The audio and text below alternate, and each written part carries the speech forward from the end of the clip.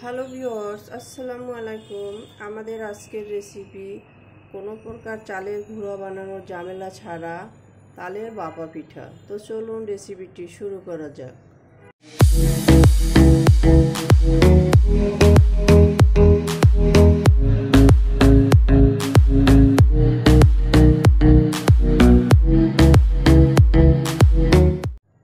শুরুতে আমরা এটা তৈরি করার জন্য মেজারমেন্ট কাপের 1 কাপ চাল আধা ঘন্টা ভিজিয়ে রেখেছি।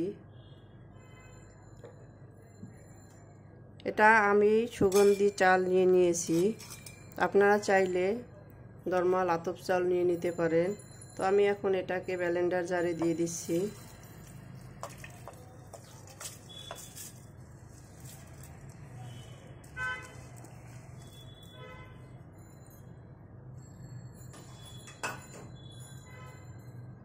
দিয়ে দিচ্ছি তালের পাল্প,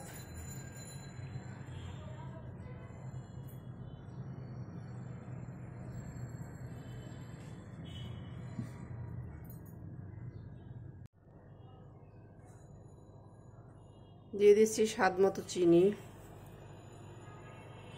চিনিটা আপনারা আপনাদের স্বাদ মতো কম বেশি দিয়ে দিবেন। দিয়ে দিচ্ছি লবণ সামান্য দিয়ে দিচ্ছি, এটা মিষ্টিটাকে ব্যালেন্স করবে।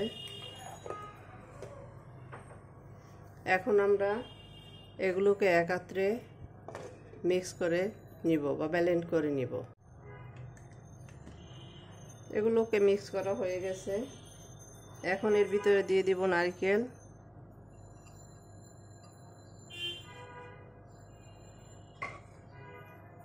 দিয়ে দেব বেকিং সোডা,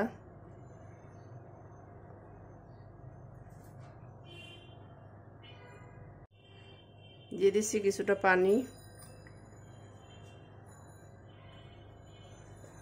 এখন এগুলোকে আবার একটু ব্লেন্ডারে একবার পুশ করে নিব। আমাদের পিঠার ডোটা তৈরি হয়ে গেছে। আমরা এখন এটাকে একটা বলের ভিতর ঢেলে নিব। পিঠার ডোটাকে একটা বলের ভিতরে ঢেলে নিয়েছি। এখন এটা তৈরি করার জন্য আর লাগবে ছোট ছোট বাটি। এরকম কয়েকটা বাটি নিয়ে নিয়েছি আমি। এতে এখন ব্রাশ করে দিয়েছি তৈল। তো সবগুলো বাটিতে তৈল ব্রাশ করে দিয়ে দিচ্ছি। তো ফিরে আসছি এগুলো ব্রাশ করা, তৈল ব্রাশ করা হয়ে গেছে। এখন এক একটা বাটিতে ডোগুলো সেট করে দিচ্ছি।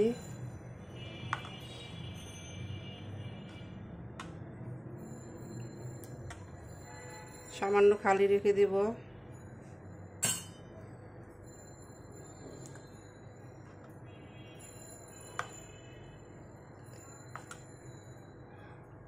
এখানে আমি 2-3 ধরনের ছোট বাটি নিয়ে নিয়েছি। আপনারা আপনাদের রুচি মতো নিয়ে নেবেন বা আপনাদের হাতের কাছে যে ধরনের বাটি থাকে সেগুলো নিয়ে নেবেন।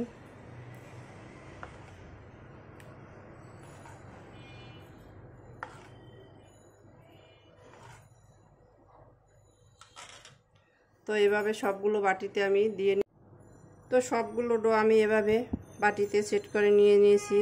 এখন এটা একটা প্লেটের ভিতরে তুলে সাজিয়ে দিচ্ছি।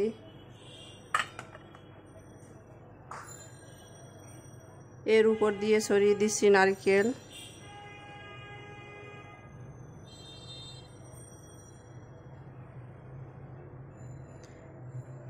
এভাবে নারকেল দিলে দেখতে যেমনটা ভালো লাগবে, খেতেও ভালো লাগবে।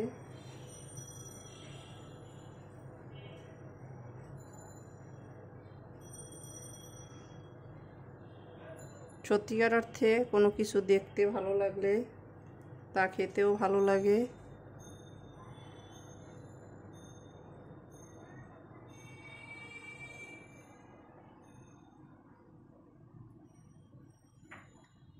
এখন এর উপর দিয়ে দেব 2-1টা কিশমিশ।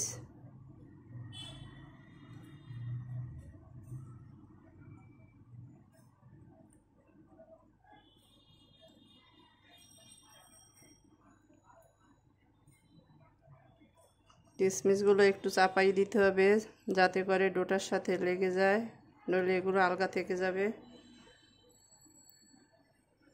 তো এখন আমরা চলে যাব কিচেনে। তো চলুন কিচেনে যাওয়া যাক। কিচেনে এসে একটা প্যান বসিয়ে দিয়েছি, এর ভিতর দিয়ে দিয়েছি পরিমাণ মতো পানি। এর ভিতর দিয়ে দিয়েছি একটা স্ট্যান্ড। এখন এই স্ট্যান্ডটার উপরে আমরা এই পিঠার প্লেটটা বসিয়ে দিচ্ছি। খুব সাবধানে বসাতে হবে।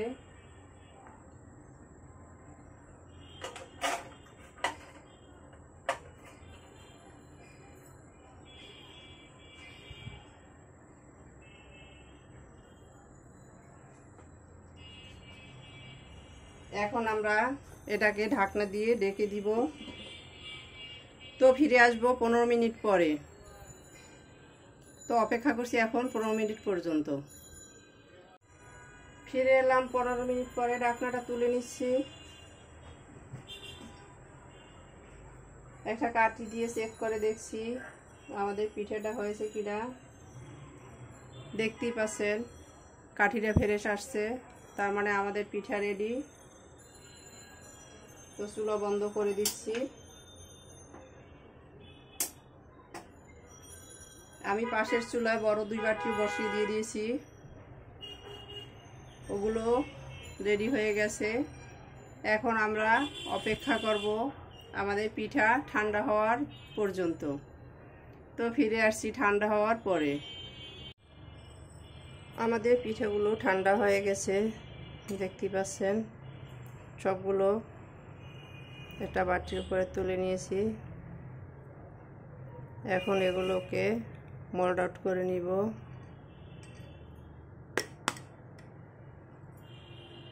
দেখতে পাচ্ছেন কতটা অসাধারণ হয়েছে। এভাবে আমরা সব পিঠাগুলোকে মোল্ড আউট করে নিব।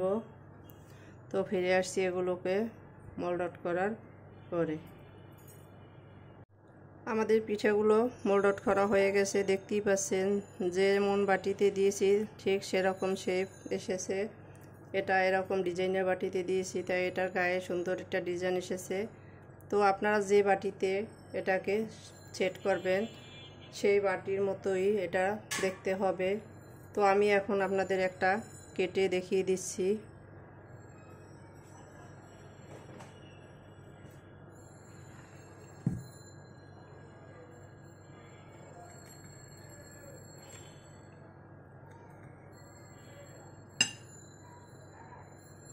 দেখতে পাচ্ছেন ভিতরটা কতটা ফুলকো হয়েছে।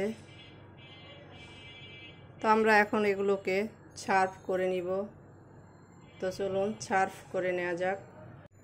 সার্ভ করে নিলাম আমরা আমাদের তালের ভাপা পিঠা। দেখতেই পাচ্ছেন কতটা অসাধারণ হয়েছে।